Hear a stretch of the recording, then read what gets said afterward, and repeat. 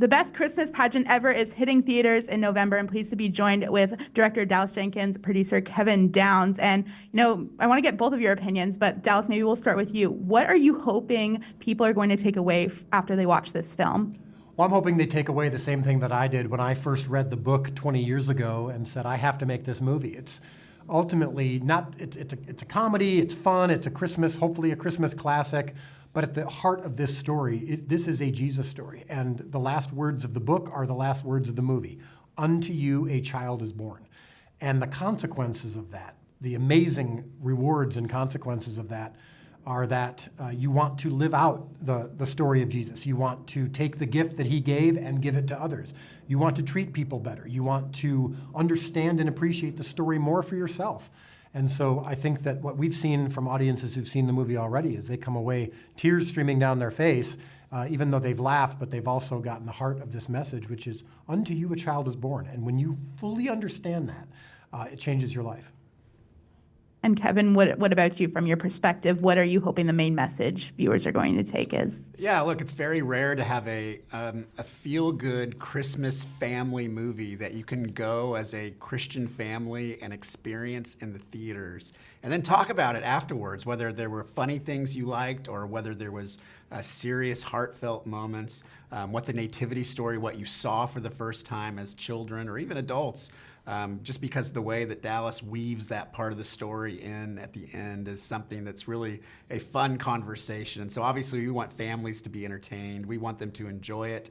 But I think this is a movie for everyone of all ages, male and female, to really be able to enjoy it and celebrate the true meaning of Christmas. And Kevin, you're talking about, the importance of family friendly. So I'd love if you can kind of touch on that, having that movie that in the holiday time where you can go and you can enjoy with your kids, with your family, everybody.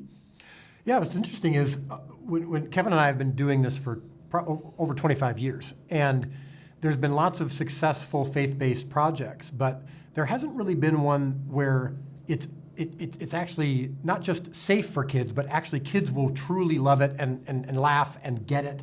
While adults will at the same time. So that's what's so great about the book, so great about this story, is that it really does cross all age barriers, background, even faith background. You don't have to have been a regular churchgoer to appreciate this movie. The book has been read in public schools for 50 years.